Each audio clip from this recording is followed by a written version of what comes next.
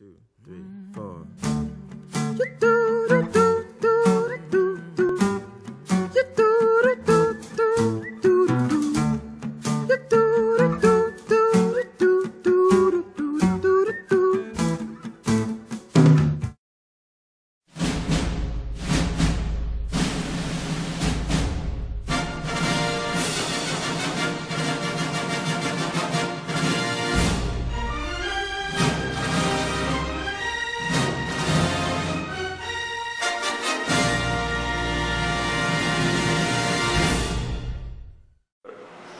Oi, meu nome é Bernardo, sou aluno da FPS, terceiro período de Medicina, e hoje a gente está aqui com a doutora Thelma Lubamo, ginecologista do MIMIP, para fazer algumas perguntas. A primeira pergunta que eu gostaria de fazer para a senhora é: como a senhora dá más notícias e como a senhora se prepara para dar as más notícias? Bom, vai depender de um bocado de coisa. Primeiro, de qual é a má notícia. E depende, no meu caso, geralmente eu lido com pessoas com câncer de colo de útero. Então, normalmente as notícias são relacionadas ao colo do útero. E não dá para assim, escolher um melhor local, uma coisa assim, porque normalmente é uma coisa que eu sei na hora e que eu vou ter que dar a notícia na hora, que é quando eu pego os resultados dos exames na hora da consulta. Então, geralmente eu faço isso no ambulatório normal de ginecologia, que eu faço colposcopia, e tem que dar na hora porque a paciente pode simplesmente sumir e não voltar. Então, as pacientes têm que ficar para poder fazer tratamento. Então, eu não posso escolher o local. Se fosse vamos dizer, UTI, talvez, que vai dar notícia para a família, né? A pessoa tem que achar um lugar mais reservado, uma coisa assim, mas realmente o meu não tenho como. Então eu dou no ambulatório. Qual foi a outra pergunta? Como a senhora se prepara para dar? Segue algum tipo de protocolo, alguma regrinha, alguma coisa? Não, é mais instintivo realmente. Geralmente eu falo o diagnóstico junto com o que é que eu posso fazer de bom em relação àquilo. Normalmente eu dou a parte boa, quer dizer, você está com algum problema, mas você tem você vai fazer isso, já dou as alternativas de tratamento, que aí a pessoa fica mais tranquila.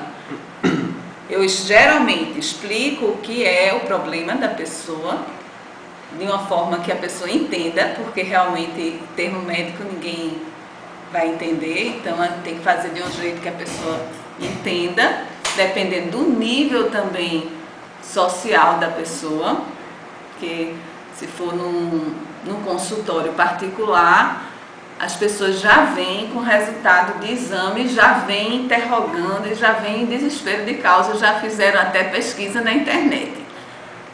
No público, normalmente isso não acontece e eles só sabem realmente na hora, e aí a gente explica o que é que a pessoa tem, como é que acontece, o que é que a gente pode fazer, e sempre eu faço bem tranquilo, porque quando a pessoa, eu acredito, né, que o médico, eu nunca tive aula disso não, vocês têm aula de comunicação, na minha época não existia isso, então é mais instintiva mesmo. Aí a pessoa tem que ficar tranquila para não passar, na minha cabeça, né? Não passar estresse nem nada de ruim para o paciente. Aí, bem tranquilo, explico tudo, peço para perguntar, você está com alguma dúvida, pergunto o que é que querem saber, porque nem sempre quer saber tudo. O paciente não quer saber tudo, todos os detalhes, então a gente tem que dizer conforme a pessoa quer saber também, para não chocar se for a primeira vez. Com o tempo, aí a pessoa vai pegando todos os detalhes exatamente com o tempo que vai retornando, vai fazendo exame de novo. Então, às vezes não é bom adiantar tanto o que é que a pessoa vai fazer depois, mas dá as opções boas, né, do tratamento, o que é que vai fazer, é bom, eu acho bom. Aí normalmente câncer de colo, quando a gente diz você está com câncer, Aí tem que dar o que é que você vai fazer? Vai fazer isso, isso. Geralmente eu pego pessoas com câncer inicial e que tem tratamento e que vai ficar bom. Então é mais tranquilo, né? A senhora pode relatar algum caso marcante? Algum caso marcante? Eu fiz uma entrevista com Ítalo e dei um caso que foi de uma paciente com HPV, que era bem tranquilo, mas que foi um estresse, porque a família estava estressada. Mas eu já tive casos assim de câncer mesmo, e que a pessoa não tinha a menor ideia do que estava acontecendo, não entendia, também tem isso, o que era o problema. E aí eu tive que chamar as pessoas da família para ficar junto com a pessoa, porque a pessoa não compreendia o que era que tinha. Aí é meio complicado quando não tem um entendimento. Então isso me preocupou. Por quê? Porque a gente vai dizer, olha, você está com um problema e esse problema você tem que tratar. E não pode deixar de tratar. Aí a pessoa disse que não ia tratar, porque morava longe e que não podia vir. Então, mesmo explicando tudo, ela tinha uma dificuldade muito grande de entender que aquilo era uma coisa grave.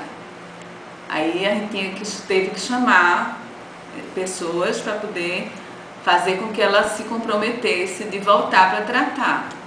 E isso foi bem assim, porque foi meio complicado pela estrutura da pessoa que era da zona rural. Aí foi difícil. Para explicar tudo e ela não entendia, de jeito nenhum. Aí foi muito difícil. Porque aí para você conseguir que a pessoa trate, tem que entender o que é que está acontecendo, né? E é importantíssimo saber para poder tratar, né? Realmente foi difícil. Eu tive que chamar outras pessoas da família. Você está com quem? Às vezes não tinha. Essa daí, nem pessoa da família tinha.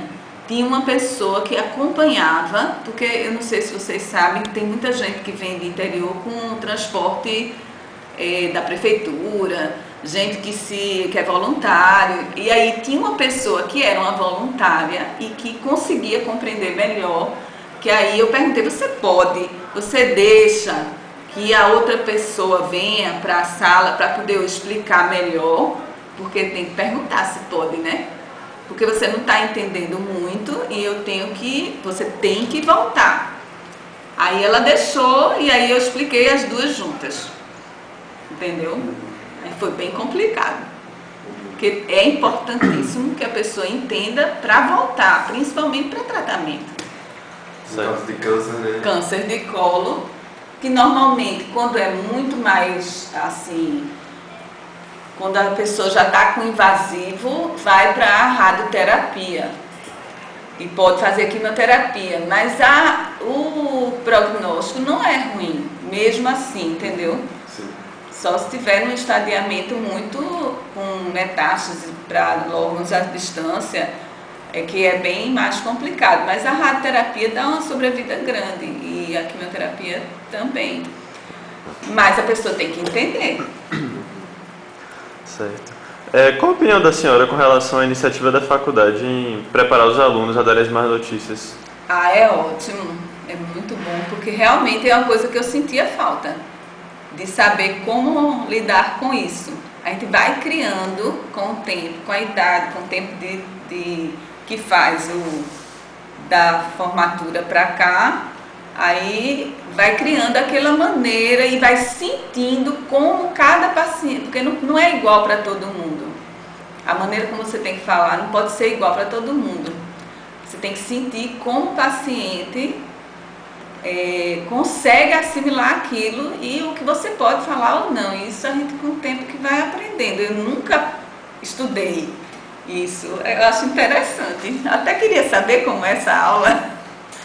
E para finalizar, a senhora tem alguma dica para dar para os médicos recém-formados para enfrentarem esse desafio de dar uma má notícia para o paciente?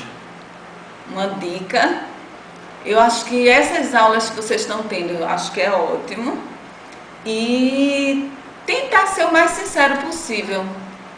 ser sincero e não chocar muito, ter tranquilidade, e aos poucos a pessoa vai pegando o jeitinho de falar as coisas, ou boas ou ruins, porque às vezes tem uma boa notícia que também é chocante. Tem uma paciente que fica boa de um câncer e fica achando ruim porque ficou boa. Existe isso também. É uma coisa bem complicada, mas existe. Então, você tem que se adaptar às coisas. E eu acho que essas aulas talvez dá dicas, né, de como você deve proceder, de como deve agir. Obrigado, professora, por essa oportunidade. Obrigado por estar disponibilizando o seu tempo. E a gente encerra aqui. Tá, joia.